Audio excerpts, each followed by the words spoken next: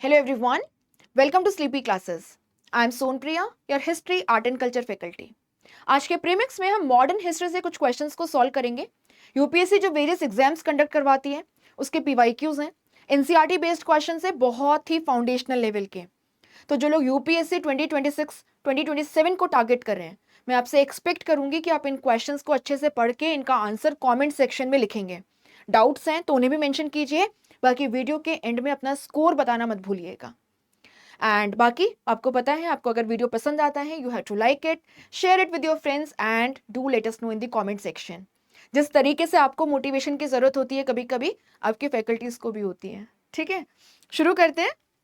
And हम आगे बढ़े उससे पहले एक और छोटा सा अनाउंसमेंट है। हमने हिस्ट्री के इंडिविजुअल कोर्स को लॉन्च कर दिया है, जहां पे हम प्रीलिम्स और मेंस दोनों के पर्सपेक्टिव से आपको हिस्ट्री कंप्लीट करवाएंगे। वीडियो लेक्चर्स हैं, नीटली मेड पीडीएफ्स हैं, ancient, medieval, modern, art and culture, PIC and world history. एक ही जगह पे आपको सारा कंटेंट मिलेगा, जिसमें प्रीलिम्स के पीवाईक्यूज भी हैं, मेंस के लास्ट 10 to 12 ईयर्स के पीवाईक्यूज का मॉडल आंसर्स भी हैं। एंड इसके अलावा यहाँ पे आपको current affairs and practice test भी मिलेंगे। बहुत ही नॉमिनल प्राइस है, ओरिजिनल प्राइस ही अराउंड 4000 है। और आप देखेंगे कि दिवाली के ओकेशन पे स्लीपी क्लासेस के सभी कोर्सेज पे आज से आपको 20% ऑफ मिलेगा। So you have to use the code Deepavali और आपको इंस्टेंट 20% डिस्काउंट यहां पर मिल जाएगा, including on the individual GS history course. आगे बढ़ते हैं और फर्स्ट क्वेश्चन जो है वो देखते हैं। इस क्वेश्चन में रैयतवाड़ी सेटलमेंट के रिस्पेक्ट में हमें 3 स्टेटमेंट्स दिए हैं और पूछा है कि दिए गए स्टेटमेंट्स में से कौन कौन से जो स्टेटमेंट्स हैं वे करेक्ट हैं। पहले स्टेटमेंट में लिखा है कि पेजेंट्स जो हैं वे रैयतवाड़ी सेटलमेंट में रेंट डायरेक्टली गवर्नमेंट को पे करते थे। दूसरे स्टेटमेंट में लिखा है सरकार के द्वारा जो रैयत हैं उन्हें पट्टास दिए जाते थे। एंड थर्ड स्टेटमेंट में लिखा है टैक्स फिक्स करने से पहले लैंड का प्रॉपर सर्वे एंड असेसमेंट किया जाता था। आपको बताना है कौन कौन से स्टेटमेंट्स करेक्ट हैं। पहले इसका आंसर देख लेते हैं, फिर एक्सप्लेनेशन की तरफ चलेंगे। तो आप यहाँ पे देखेंगे इस पर्टिकुलर क्वेश्चन के रिस्पेक्ट में दिए गए जो तीनों ही स्टेटमेंट्स हैं वे करेक्ट हैं, first, second and third. This makes C as our answer. ठीक है, C as our answer. Now थोड़ा सा एक्सप्लेनेशन देखते हैं। अगर हम यहाँ पे British land revenue settlement systems की बात करें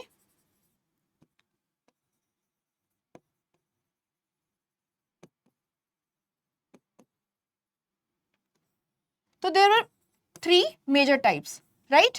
एक आपका परमानेंट सेटलमेंट सिस्टम है, जो बेसिकली 1793 में लॉर्ड कॉर्नवालिस के समय इंट्रोड्यूस किया गया, बंगाल, बिहार, ओडिशा, नॉर्थ मद्रास, इन एरियाज में। देन द सेकेंड वन जो आज हमारा क्वेश्चन है, रैयतवाड़ी सेटलमेंट। रैयतवाड़ी सेटलमेंट या जिसको मुनरो सेटलमेंट भी कहा जाता है, इसको 1820 में मुनरो के द्वारा मद्रास में सबसे पहले इंट्रोड्यूस किया गया जब वे मद्रास के गवर्नर थे। And ryotwari settlement was basically brainchild of Read and Munro. Read and Munro जब मद्रास प्रेसिडेंसी के recently acquired territory Baramahal region में पहुंचे 1790s में, तो यहां पर इन्होंने एक एक्सपेरिमेंट के बेसिस पे रैयतवाड़ी सेटलमेंट सिस्टम को इंट्रोड्यूस किया था और इन्हें सही लगा। तो आप यहाँ पे देखेंगे कि मुनरो के द्वारा 1820 में इसको मद्रास प्रेसिडेंसी में इंट्रोड्यूस किया गया जब वे मद्रास के गवर्नर थे। एंड यहां पर जो हमारा थर्ड है वो है आपका Mahalwari settlement. Mahalwari settlement was basically brainchild of Holt Mackenzie, right, Holt Mackenzie. And Mahalwari settlement system को आपके सेंट्रल इंडिया के कुछ जो पार्ट्स है वहां पर द्वाब रीजन में, पंजाब, इन एरियाज में इंट्रोड्यूस किया गया प्राइमरीली। रैयतवाड़ी सेटलमेंट सिस्टम आपके मद्रास एंड बॉम्बे रीजन्स में प्राइमरीली।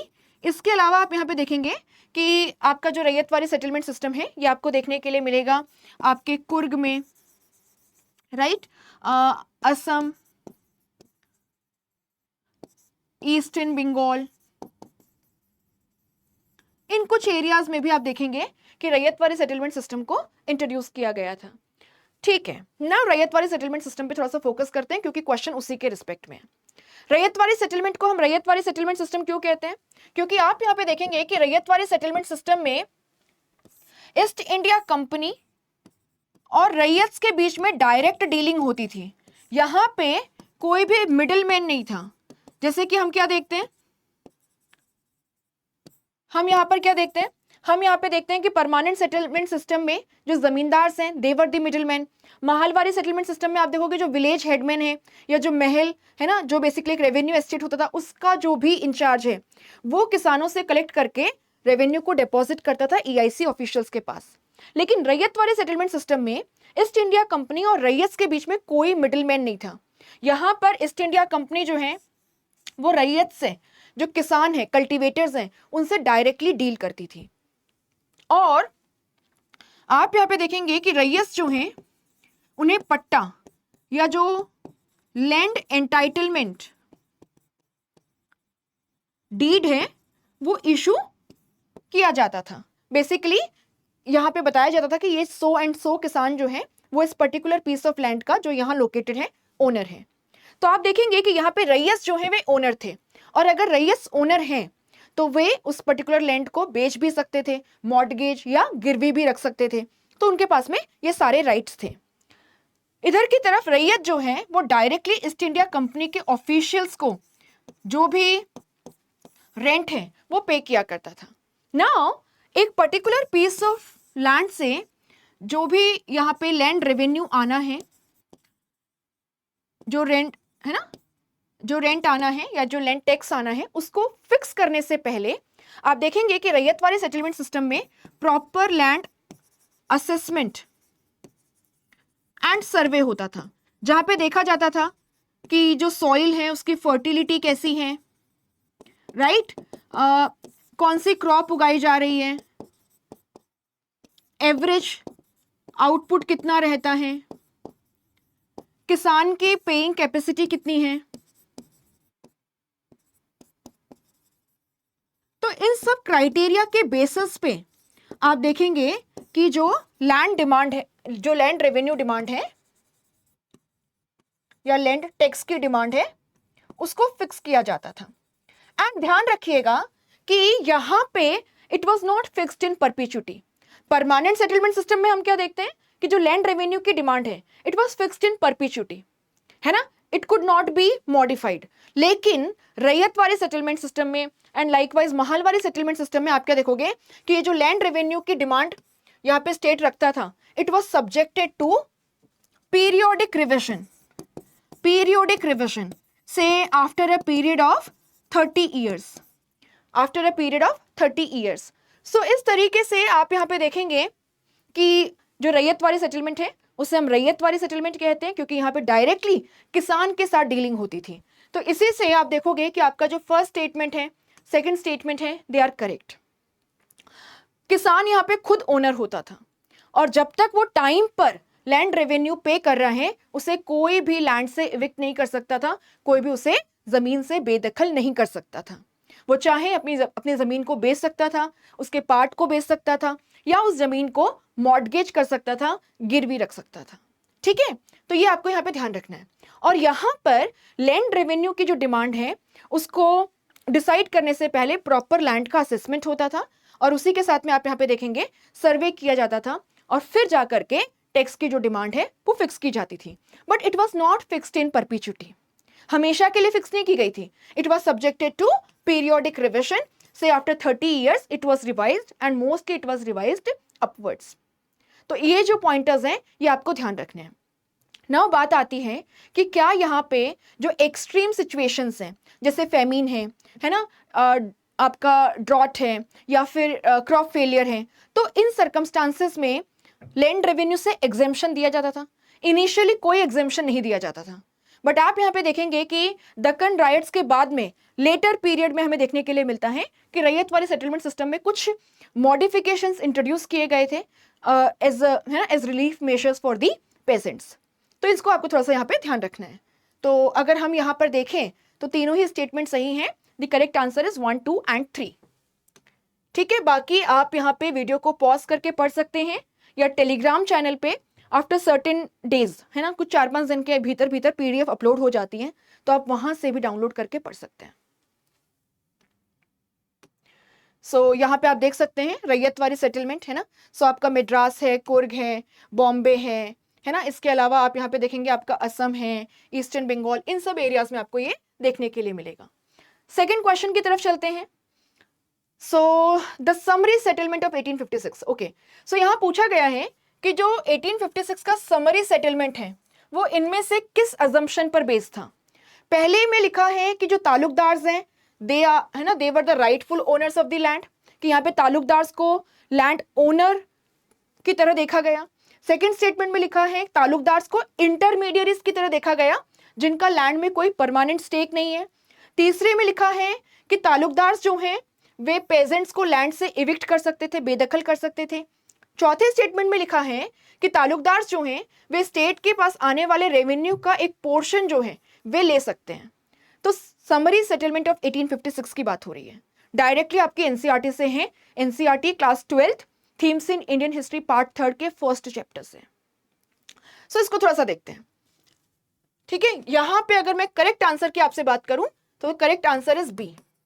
थोड़ा सा एक्सप्लेनेशन देख लेते हैं। सो आप यहां पे देखेंगे एनेक्सेशन ऑफ अवध,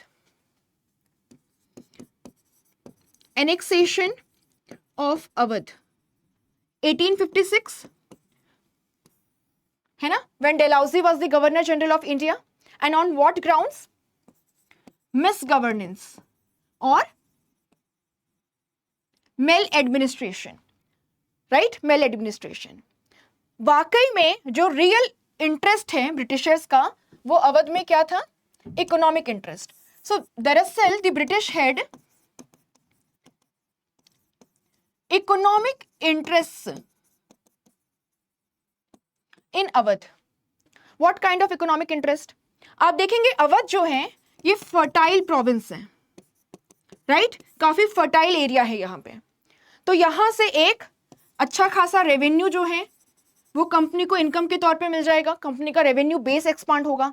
दूसरा आप यहाँ पे देखोगे कि ये इंडिगो कल्टीवेशन के लिए काफी ज्यादा सूटेबल है, और इंडिगो जो है वो ब्रिटेन के इंडस्ट्रियल रिवोल्यूशन का जो सबसे मेन सेक्टर है टेक्सटाइल सेक्टर, उसके लिए रॉ मटेरियल था। इसके अलावा आप देखोगे कि अवध जो है यहाँ पे अच्छी खासी पॉपुलेशन है। So it was a populace province. तो यहाँ पे जो लोग हैं वो बेसिकली मैनचेस्टर गुड्स के लिए मार्केट सर्व करेंगे। तो यहां पे आप देख सकते हैं अवध में ब्रिटिश का इकोनॉमिक इंटरेस्ट था। Dalhousie was looking for excuses and then on the charges of misgovernance और maladministration Nawab Wajid Ali Shah was dismissed and Awadh was directly occupied by the British. इसके बाद में यहां पर आपको देखने के लिए मिलता है the summary settlements of the land revenue. Summary settlements of land revenue 1856। अब यहां पर आप क्या देखोगे कि कंपनी जो है उसने तालुकदार्स को इंटरमीडियरीज की तरह देखा। कहा गया कि ये तालुकदार्स जो हैं they are merely acting as intermediaries between the state and the cultivators. They are exploiting the cultivators and they are pocketing considerable portion of the revenue due to the state. These talukdars have no permanent rights in the land and so they were bypassed. So the talukdars were bypassed.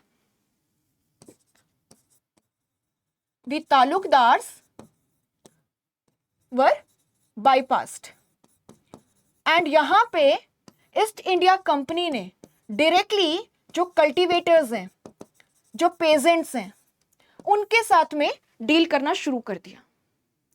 So it was based on what assumptions? It was basically based on the assumption that the talukdars are merely intermediaries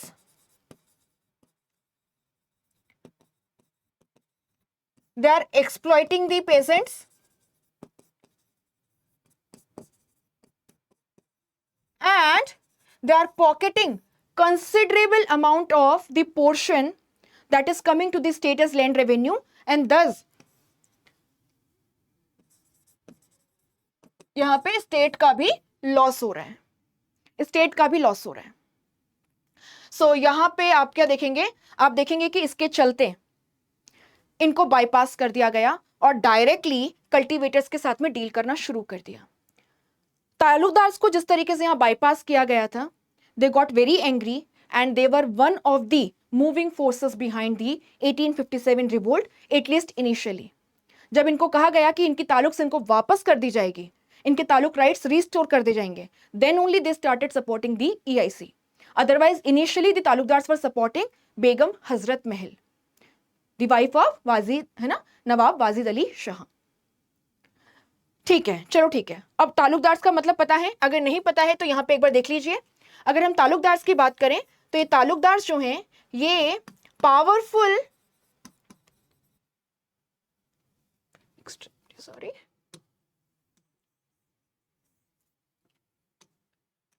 ये powerful landlords थे and they were controlling huge amount of land on private basis, है ना, personal property की तरह। And apart from that they were controlling large amounts of territory on hereditary basis. ये यहां से revenue collect करते थे और स्टेट के पास डिपॉजिट करते थे एंड यहाँ पे अपना कमीशन कट करते थे। तालुकदार बहुत पावरफुल थे एंड इनिशियली जो अवध के नवाब्स हैं जैसे कि सादत खान वगैरह, they had to deal with these taluqdars and their resistance. और जब कंपनी ने अवध को ऑक्यूपाई किया तो कंपनी ने भी ये रिकॉग्नाइज किया कि तालुकदार्स बहुत पावरफुल हैं, इनके पावर को कर्टेल करने की जरूरत है, साथ ही में ये किसानों का भी एक्सप्लॉयटेशन कर रहे हैं एंड स्टेट को भी रेवेन्यू लॉस हो रहा है, और इसीलिए इनको बाईपास किया गया via the summary settlements of 1856। Taluqdars powerful landlords who were controlling huge amount of land on hereditary basis, है ना, through many generations। so ये केवल इंटरमीडियरीज हैं, ये ध्यान रखिएगा।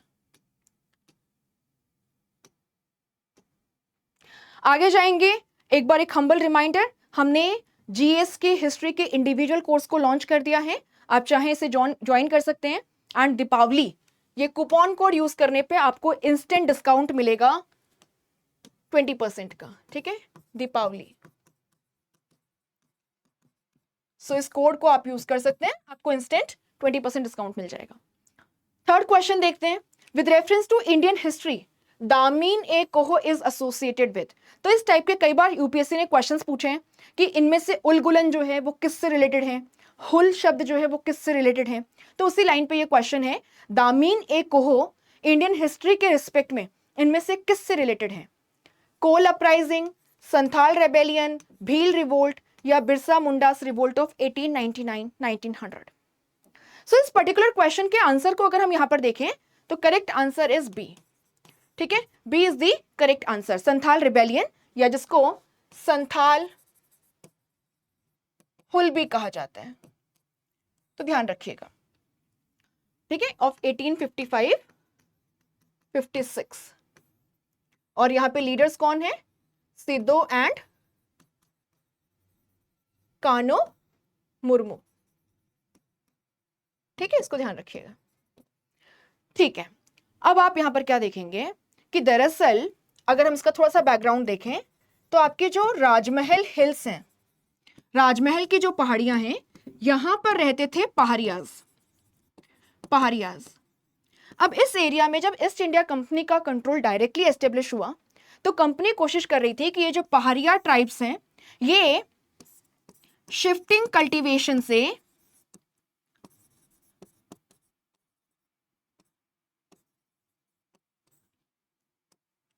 सीधा जो सेटल्ड कल्टीवेशन है उसकी तरफ शिफ्ट कर लें, हो की जगह पे प्लो यूज करें, ठीक है।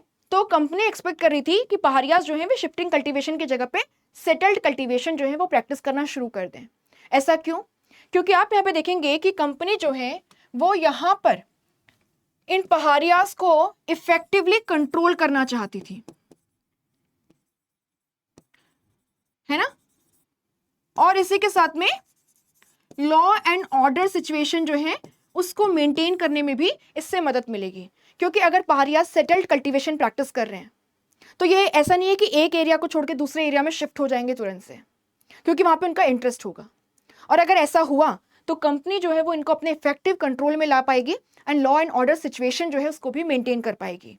साथ ही में सेटल्ड कल्टीवेशन अगर प्रैक्टिस किया जाता है तो यहां पर एग्रीकल्चरल जो प्रोडक्टिविटी है, जो एग्रीकल्चरल आउटपुट है वो बढ़ेगा और इससे कंपनी के लिए रेवेन्यू के वाया जो इनकम है वो भी इंक्रीज होगी। तो इसीलिए कंपनी चाहती थी कि ये लोग शिफ्टिंग कल्टीवेशन को छोड़ के सेटल्ड कल्टीवेशन को प्रैक्टिस करें। पहाड़ियास तो मानने को तैयार नहीं थे, तो ईस्ट इंडिया कंपनी ने क्या किया, यहां पर ग्रेजुअली, है ना, धीरे धीरे करके पहाड़ियास की जगह पे जो संथाल ट्राइब्समैन हैं उनको सेटल करना शुरू कर दिया।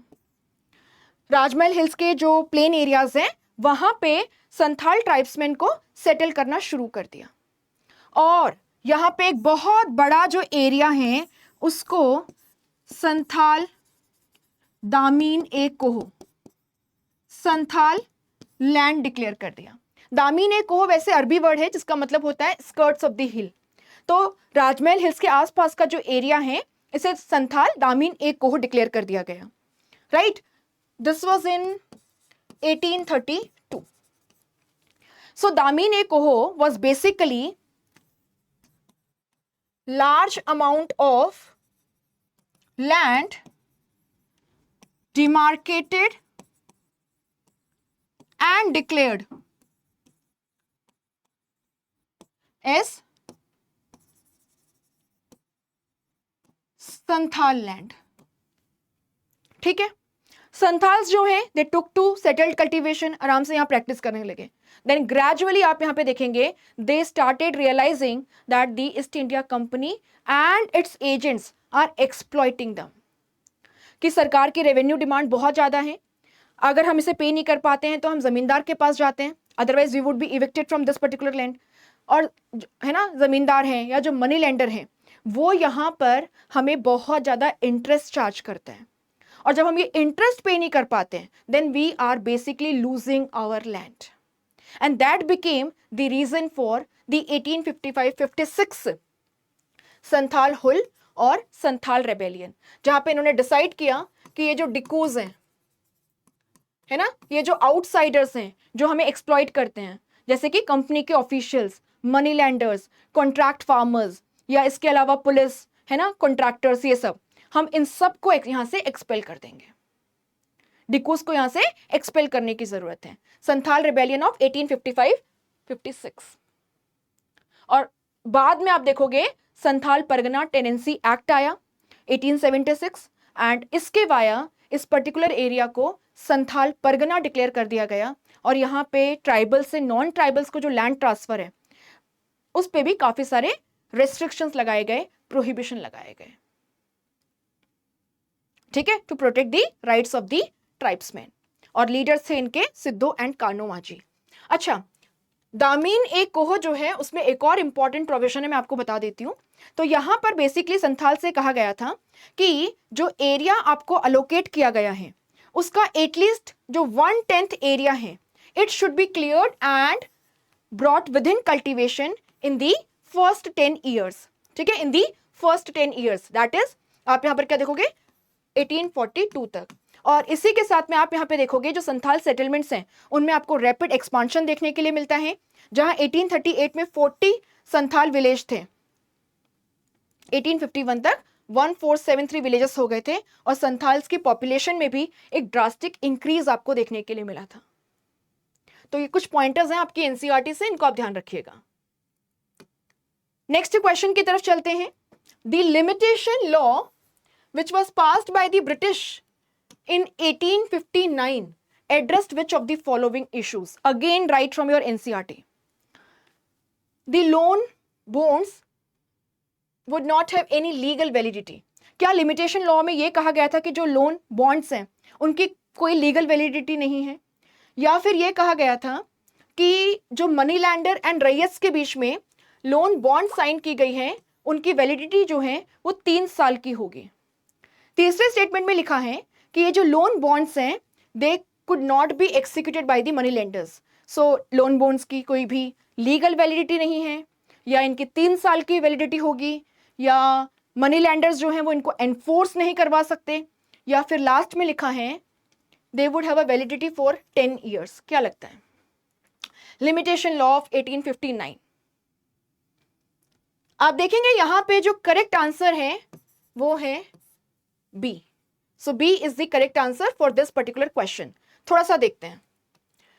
आप यहां पर क्या देखेंगे, ब्रिटिशर्स के आने से पहले भी मनी लेंडिंग जो है वो इंडिया में वाइडली प्रेवलेंट था, लेकिन ना यहाँ पे कुछ नॉर्म्स होते थे, कस्टमरी नॉर्म्स होते थे, और यहाँ पे बेसिकली ऐसा कहा जाता था कि जो भी इंटरेस्ट अमाउंट है आपको इंश्योर करना है कि वो प्रिंसिपल अमाउंट से ज्यादा ना हो।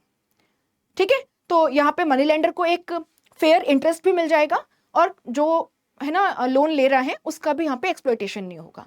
इस तरीके के नॉर्म्स थे। बट एक बार जब यहाँ पे कॉलोनियल रूल एस्टेब्लिश हो गया, these customary norms broke down. अब यहाँ पे किसान, कल्टीवेटर या जो लोन ले रहा है, राइट, उसको कोई भी प्रोटेक्ट करने वाला नहीं है।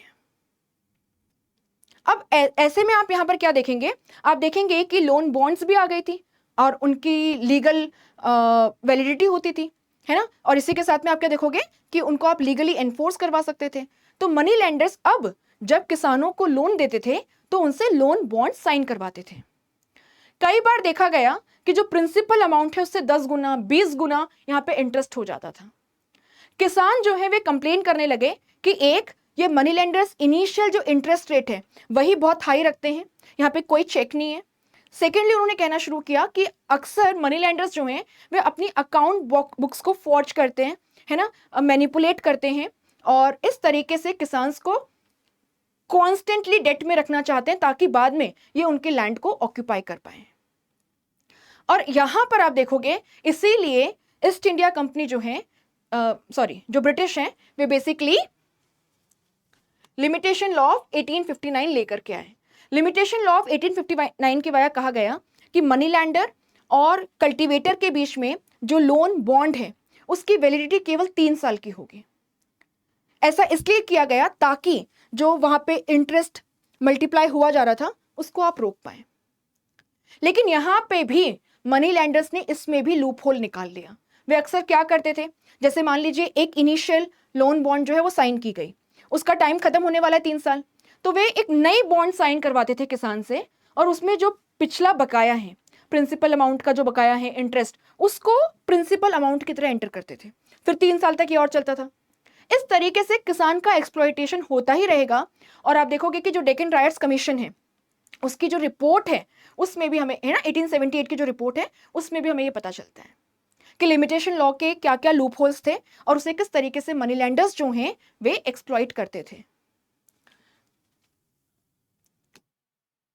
आप पढ़ लीजिएगा। यहां पे हम आगे जाएंगे उससे पहले छोटा सा और इन्फॉर्मेशन है।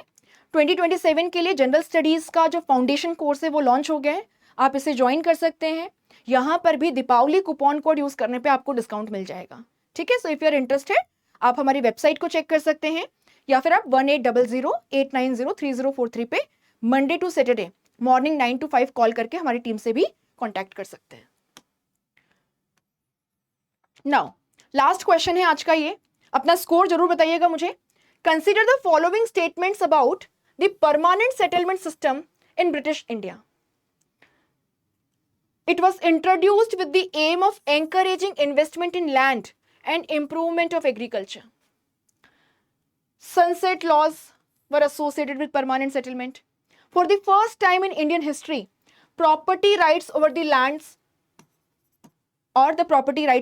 was created. Fourth statement में क्या लिखा है? The zamindars benefited hugely from the permanent settlement, while the peasants suffered. How many of the given statements is or are features of permanent settlement? आपको आंसर बताना है। Permanent settlement system, अगर हम इसकी बात करें तो आप देखेंगे permanent settlement system basically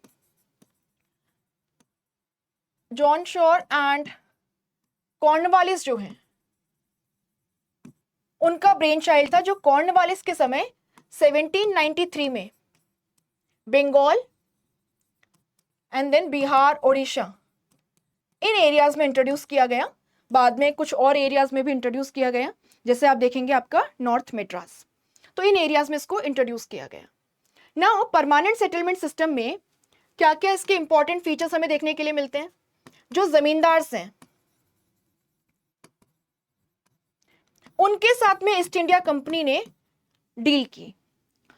zamindars को यहां पे ओनर डिक्लेयर कर दिया, और जो कल्टीवेटर है, जो पेजेंट है, जो किसान है, वो अपने ही खेत पे, अपनी ही जमीन पर टेनेंट बन गया।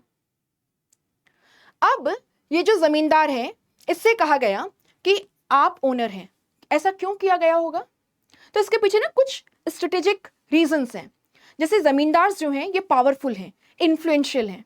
अगर इन्हें आप जमींदारी राइट्स दे रहे हैं और इन्हें आप ओनर बना रहे हैं, then they will become loyalist of the East India Company, right. Secondly आप यहां पर क्या देखेंगे? आप यहां पर देखेंगे कि जमींदार जो हैं वे रेवेन्यू कलेक्शन का काम कर देंगे। अदरवाइज कंपनी को यहां पर ऑफिशियल्स हायर करने पड़ेंगे, उनको अलग से पे करना पड़ेगा, तो रेवेन्यू एडमिनिस्ट्रेशन में मदद मिल जाएगी। दूसरा, जमींदार जो हैं they will be having a permanent interest in EIC, और आप यहां पर क्या देखेंगे? दे विल बिकम लॉयलिस्ट। तो यहाँ पे ईस्ट इंडिया कंपनी को एक पावरफुल इन्फ्लुएंशियल सेक्शन जो है उसमें अपना सपोर्ट बेस मिल जाएगा, जैसे मुगल्स को राजपूत में मिला था अकबर के पीरियड ऑनवर्ड्स, राइट। सेम वही पॉलिसी है। उसके अलावा आप यहाँ पर क्या देखेंगे कि जमींदार जो हैं they had the paying capacity.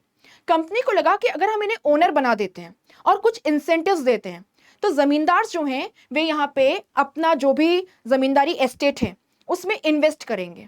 Agriculture में इन्वेस्टमेंट बढ़ेगा, प्रोडक्टिविटी बढ़ेगी, और यहाँ पे कंपनी को एक स्टेबल इनकम जो है वो मिलती रहेगी। और इसी पर्पज से परमानेंट सेटलमेंट सिस्टम को इंट्रोड्यूस किया गया, जहां पे जमींदार को ओनर बनाया गया विज़-विज़ द कल्टीवेटर।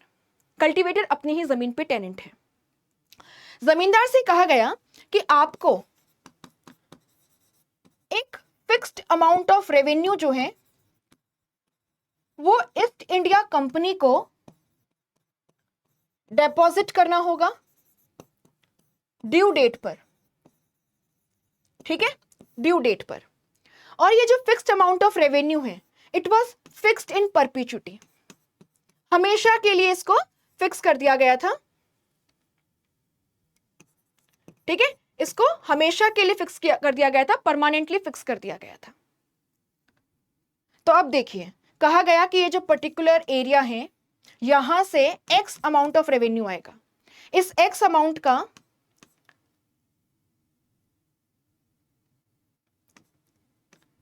जो 1/11 है ना, 1/11 पार्ट है वो किसके पास चले जाएगा? जमींदार के पास एस कमीशन। और जो 10/11 पार्ट है वो किसके पास जाएगा? ईस्ट इंडिया कंपनी के पास। अब ये जो एक्स अमाउंट है इसके ऊपर अगर आप कोई एक्स्ट्रा वाई अमाउंट कलेक्ट करते हैं तो वो किसके पास जाएगा? वो जमींदार के पास जाएगा। तो जमींदार को क्या इंसेंटिव्स दिए गए हैं? आप ओनर हैं, जब तक आप टाइम पे आपका जो ड्यू रेवेन्यू है वो डिपॉजिट करते हैं ड्यू डेट तक। दूसरा, जो भी ये जो फिक्स्ड रेवेन्यू है इससे ऊपर रेवेन्यू आएगा वो आपकी पॉकेट में जाएगा, ईस्ट इंडिया कंपनी उसमें कोई भी शेयर क्लेम नहीं करेगी, राइट। बट आप देखोगे कि जो इनिशियल अमाउंट फिक्स किया गया था वो ही इतना ज्यादा होता था कि जमींदार उसे भी कलेक्ट नहीं कर पाते थे। और यहां पे आप देखोगे सनसेट लॉ जो है उसे इंट्रोड्यूस किया गया था, और ये जो सनसेट लॉ है इसके तहत अगर ड्यू डेट के सनसेट तक जमींदार जो प्रिंसिपल अमाउंट है या जो इंटरेस्ट है उसको ईआईसी तक डिपॉजिट नहीं करता था, then he used to lose his zamindari right. मैं आपको यहां पे एक डेटा बताती हूं बिपिन चंद्रा से, थोड़ा सा देखिएगा।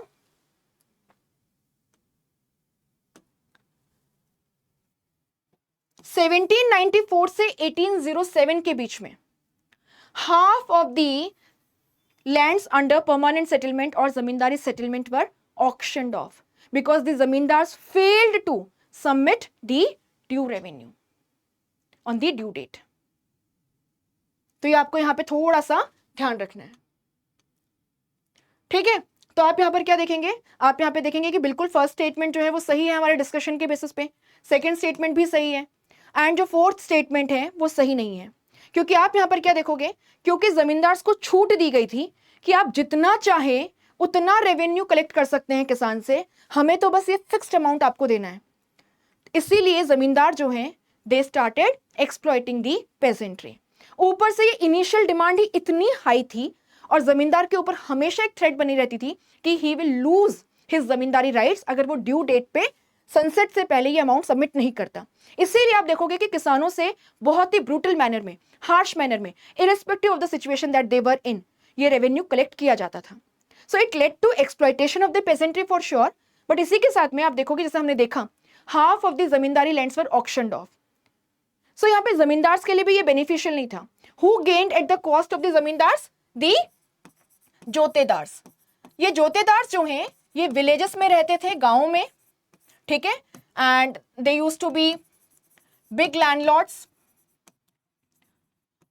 नॉट ओनली लैंडलॉर्ड्स जिनके पास में प्राइवेट लैंड है ना, काफी सारा प्राइवेट लैंड वो वहां पर ओन करते थे, है ना, दे आर रिच पेजेंट्स। आप यहाँ पर क्या देखोगे, जोतेदार जो है अक्सर ये मनी लैंडिंग में या जो गांव के लेवल पे ट्रेड है उसमें भी इन्वॉल्व होते थे और किसान इस पे बहुत हद तक डिपेंडेंट रहता था। जबकि जो जमींदार हैं वे कहाँ रहते थे? सिटी एरियाज में। So jotedars were rich peasants, they were based out of village and they were not only rich, है ना, owning a large amount of private land, but also they were engaged in money lending and other activities. And the peasants, the cultivators, were more dependent on these jotedars rather than the zamindars. जब जमींदार्स का land auction होता था, ये जोतेदार्स अक्सर इस land को purchase करते थे, या जोतेदार्स इस तरीके की कंडीशन क्रिएट करते थे, रैयत को कहते थे रिवोल्ट कर दो, मत पे करो। जमींदार जब आगे डिपॉजिट नहीं कर पाएगा, he will lose his zamindari right, उसका ऑक्शन होगा and the jotedars used to buy this.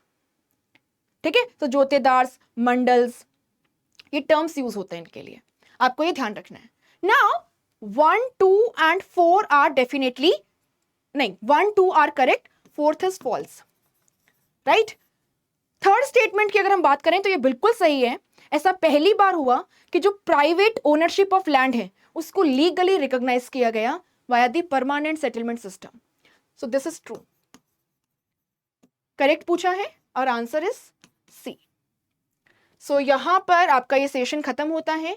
मुझे जरूर बताइएगा कि आपका यहाँ पे, है ना, स्कोर क्या रहा, और यहाँ हम है ना कंक्लूड करते हैं। बाकी आप कोई भी कोर्स परचेस करें, दीपावली कूपन कोड यूज कर लीजिएगा, है ना, दिवाली तक आपको इंस्टेंट 20% डिस्काउंट मिल जाएगा। Thank you so much.